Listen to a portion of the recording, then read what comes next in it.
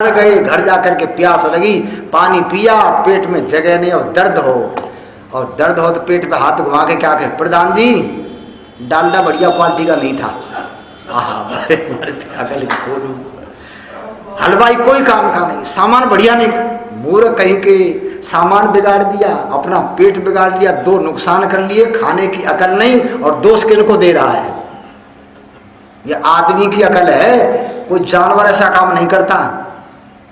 जानवर जो है भूख न होगी तो भोजन नहीं करेंगे, चारा नहीं खाएंगे, पर ये ओहो आज मिला है बड़ी मुश्किल से, खाओ जी। बहुत दिन में प्रधान जी 3 बार खा गए, अब नंबर आ जाया इसके यहाँ। ओहो इस आदमी पर अभी तक खाने की अकल आई नहीं है भाई, पढ़ लिख तो बहुत गए। और भाई साहब ये सिस्टम चलाया ना जो आज का चलाया बफर का, ये समझदार लोगों के लिए चला था। सामान रख दिया है और तुम अपने आप जितना चाहो उतना ले लो, सुविधा रहेगी, कोई परेशानी, रोकने टोकने वाला नहीं कोई, तुम लो सामान खाओ। काम तो बढ़िया था समझदारों को। और अब जब जाते थे लोगों ने देखा हाँ दुकान लगी है, प्लेट उठाई, ये सामान भी रख, ये भी रख, इधर देखा वह भी रख, इतना रख लेते प्लेट में जिसे खा नहीं सकें। आधा खाया और आधा फेंक दिया, आधा सामान बिगाड़ते। ये पढ़ लिख क्या गए, ये अकल के कोलू हो गए पूरे जी। खाने के कल जाके देखो कितना सामान बिगाड़ते हैं बेशुमार, आधा खावे आधा फेंक दें, रख लिया खाया नहीं जाए पर सब रखो, जितना सबको खाओ। इसलिए बहनों और भाइयों में क्या कह रहा था, ऐ मनुष्य दुनिया भगवान ने बढ़िया बनाई है, तो उसमें रहना सीख ले। और क्या लिखा है, अगर किसी कारण से कोई जन रोगी हो जाता और उसके रोग निवारण को हर औषध रची विधाता आयुर्वेद राह बतलाई, इसमें रहना सीख लो। तरह तरह की औषधियां तैयार की हैं, बड़ी बड़ी बढ़िया और कीमती। हम सुनाया करते हैं जो जाने सो लाभ उठावे। एक बार कुछ लोग हज करने जा रहे थे, हज करने के लिए, तो हज करने वालों में एक वैद्य था जिसका नाम था लुकमान। लुकमान का नाम सुना है लोगों ने। लुकमान वैद्य हज करने वालों की टोली में साथ जा रहा था। एक गांव में होकर के रास्ता था, एक बुढ़िया निकल के आई 70 वर्ष की गांव के बाहर, और देखा ये टोल आ रहा है और गांव में होकर के जाएंगे। उसने आकर के रोक दिया, रुक जाओ, कहाँ जा रहे हो? कहा माता जी हज करने जा रहे हैं।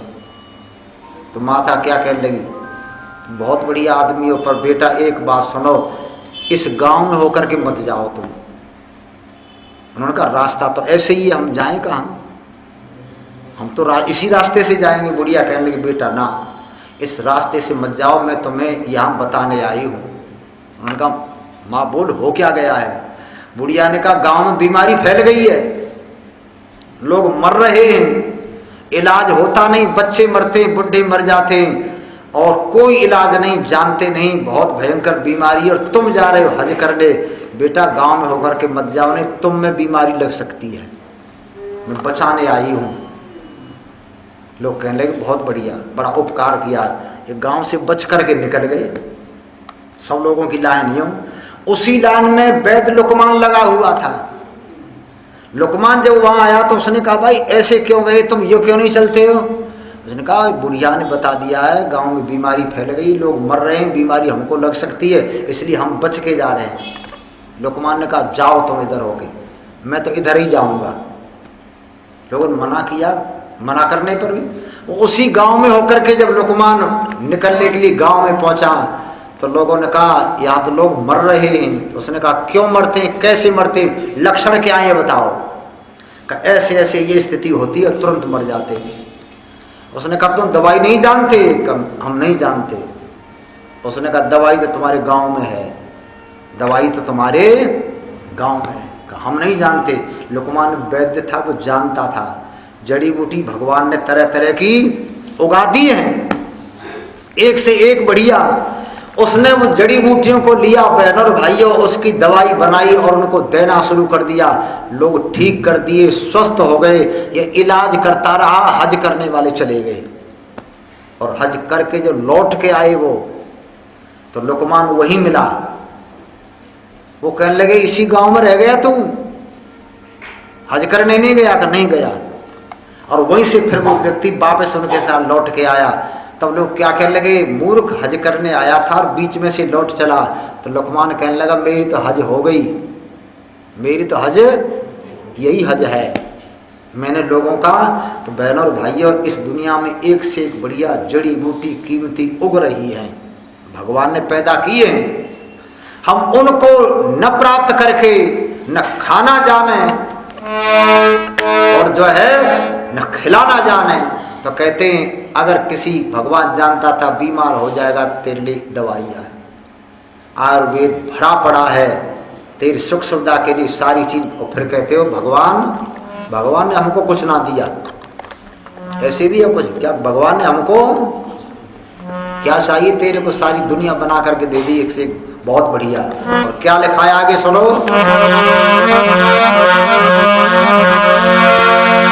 स्वर्ग नरक भी इस दुनिया से कोई अलग नहीं है, स्वर्ग नरक भी इस दुनिया से कोई अलग नहीं है। अगर गौर से देखो तो वह दोनों मिले यही है, अगर गौर से देखो तो वह दोनों मिले यही है। जैसा चाहो पाओ भाई, इसमें रहना सीख लो, दुनिया सुंदर सुखद बनाओ, इसमें रहना सीख लो, रहना सीख लो, इसमें रहना सीख लो, दुनिया सुंदर सुखद बनाओ, इसमें रहना सीख लो, दुनिया सुंदर सुखद बनाओ, इसमें रहना। ध्यान रखना, आर्य समाज ये कहता है कि स्वर्ग नरक भी कहीं अलग नहीं है। कहाँ है? इसी दुनिया में है। चाहो तो तुम स्वर्ग बना लो और चाहे नरक बना लो, ये तुम्हारे हाथ में है, स्वर्ग या नरक। अलग जगह नहीं बनी है जहां लोगों ने बता रखी है, कोई नहीं है। एक व्यक्ति से मैंने पूछा, एक मुसलमान कव्वाली गाता है, वो उत्तर प्रदेश का है और कहाँ जाता है वो? अजमेर में कव्वाली गाने के लिए। मैं यूपी में जा रहा, वो आगरा में मिल गया। मैंने कहो मियाँ जी कहाँ जा रहे हो? पंडित जी कव्वाली गा। कहाँ जाओगे? अजमेर, ख्वाजा के मेले में, ख्वाजा का लगता है ना अजमेर में। मैं कव्वाली गाने जा रहा। एक बात बताना भाई, और तुझे बड़े बड़े मौलवी मिलेंगे, तू मेरी एक दो बात पूछा ना उनसे, तू तो बता नहीं सकता, विद्वान बता देंगे तेरे। पूछो तो मेरे से क्या कहने लगा, पहले तुम आर्य समाजी हो, कोई टेढ़ा प्रश्न करेंगे। मैंने सीधा प्रश्न करूं, बिल्कुल टेढ़ा नहीं, सीधा पूछा ना। वहां क्या पूछूं? मैंने कहा ये पूछ के आना, तुम लोग अल्लाह को सातवें आसमान पे मानते हैं? कहा बिल्कुल मानते हैं। तुम गाते भी होंगे। अल्लाह सातवें आसमान पर है, तो मेरा प्रश्न है कि पूछना कि पहले आसमान की दूरी कितने किलोमीटर की है? पहले की, फिर हम अंदाज लगा लेंगे सातवें आसमान की दूरी इतने किलोमीटर की होगी। तो पहले आसमान की दूरी पूछ के आना। तो क्या कहने लगा, ये तो हमको भी पता नहीं आज तक पहले आसमान की दूरी कितनी है। तो मैंने कहा जब पहले की दूरी का पता नहीं तो सात कैसे बताए तुमने? सातवें पे, फिर सात आसमान माने कैसे? कहा ये तो हमने सोचा ही नहीं। तो मैंने कहा अच्छा एक बात बता, वो सातवें आसमान पर रहता है, यहाँ नहीं रहता है क्या? तो अपने आप क्या कहने लगा, कहा वो तो सब जगह रहता है। मैंने कहा ये तू जाके अजमेर में कह सकता है कि अल्लाह सब जगह रहता है? ऐसे कहूँगा तो मारेंगे लोग वहाँ, पर समझता ही हूँ वो सब जगह रहता है। इसलिए बहन और भाइयों, स्वर्ग और नरक न ऊपर है न धरती के नीचे हैं। ये तो दयानंद ने कहा, स्वर्ग नरक इस दुनिया से कोई अलग नहीं है। तुम इन घरों को जहाँ चाहो वही स्वर्ग बना लो, जहाँ चाहो वहाँ नरक बना लो। इसलिए बहनों और भाइयों, क्या कह रहा, दुनिया में रहना सीख लो, दुनिया बढ़िया बनाई।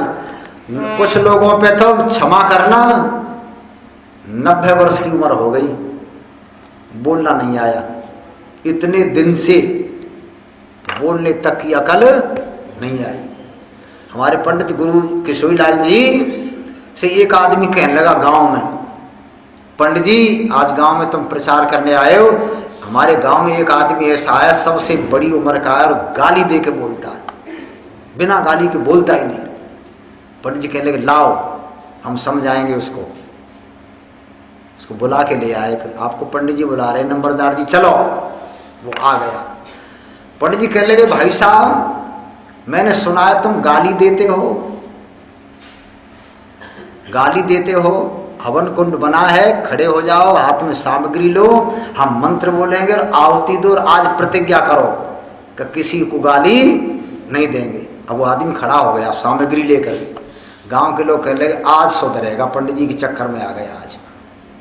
अब तो खड़ा आहुति देने के लिए, आहुति देने पंडित जी ने कहा बोलो, कहो आज से किसी को गाली नहीं दूंगा। तो क्या कहने लगा, व्रत ले रहा हूं पंडित जी, आज से किसी साले को गाली नहीं दूंगा। पंडित जी कहने लगे गाली तो तू अभी दे गया, गाली तो दे गया। तो क्या कहने लगा कि ये भी कोई साली गाली होती है, फिर दे गया। बात बात पर गाली, इस आदमी पे बोलने तक की अकल सब पे नहीं आई है। जानवर अच्छे, आदमी में जितने झगड़े होते वो सब किसके, वाणी के। और इस वाणी से वो ऐसा तीर चलावे, तीर के घाव को तो कोई ठीक कर देगा पर वाणी का घाव किसी दवाई से ठीक ना हो। एक गीत लिखा था हमने, 2 मिनट है मंत्री जी। अरे हर नर पे मंत्र अमूल है जो वशीकरण कहलाता। हर नर पे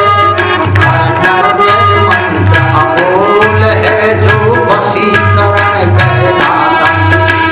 जिसका सत्य मधुर प्रिय स्वर है वह नर पूरा जादूगर है।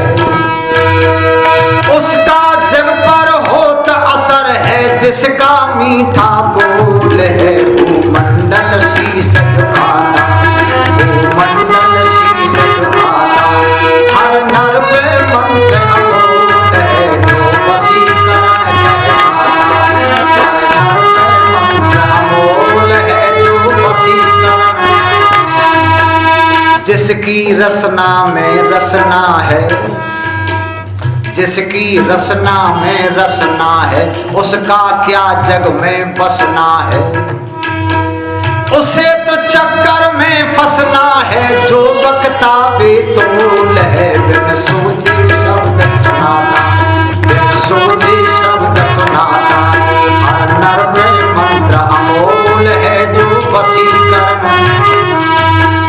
तीर का घाव ठीक हो जाता लेकिन बोली का बढ़ जाता।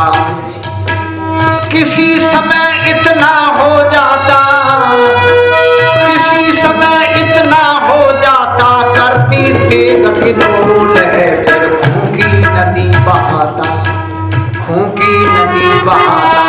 हर नर पे मंत्र अमूल है जो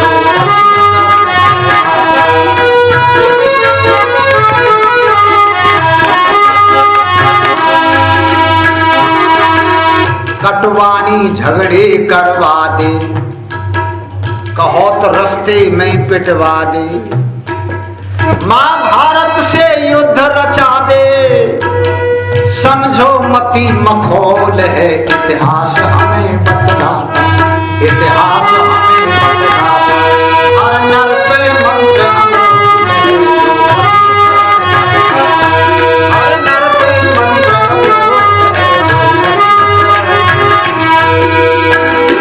एक बात तो आपने बहुत बार सुनी होगी, देखो बोलना नहीं आता उसको दुनिया में कोई जगह नहीं, जगह जगह धक्के खाएगा। सुनाए थे पुराने लोग सुनाते, एक आदमी चला ससुराल को और ससुराल को ज्यादा समझो बैरिस्टर बन के जा रहा है जी। ससुराल को चला, पत्नी ने कहा कुछ खाने पीने को ले जाओ रास्ते में, करना अब तो वहीं पहुंच जाऊंगा, वहीं बढ़िया दावत खाऊंगा। चल दिया। पत्नी कहने लगी रुको रुको, ले जाओ, कुछ नहीं पहुंच सकोगे। दाल और चावल रख दिया, रास्ते में खिचड़ी बनवा लेना। पहुंच नहीं पाया, देर हो गई, अंधेरा हुआ, किसी गांव में उसे रुकना पड़ा। तो एक बुढ़िया थी, बूढ़ी माँ का मकान था, चारपाई पड़ी, जाके बैठ गया। माताजी से कहा, माताजी जाना चाहता था, पहुंच नहीं पाया, क्या रुक सकता हूँ? मैंने कहा बेटा रुक जा, अब कहाँ जाएगा। रुक गया, बढ़िया बात कह दी, टिका लिया उसने। कहने लगा, माताजी हम भोजन नहीं करेंगे तुम्हारा। कहा क्यों? मेरे यहाँ भोजन करोगे, मैं भोजन बनाऊँ ना, भोजन ना करूँगा। कहा फिर? कहा हम भोजन नहीं करते, हम भोजन अपना रखते हैं। कहा क्या तेरे पास भोजन? कर ले, दाल चावल है, खिचड़ी बना दे, तेरा नहीं खाऊंगा। उसने कहा ला चल, तेरा ही बना दे।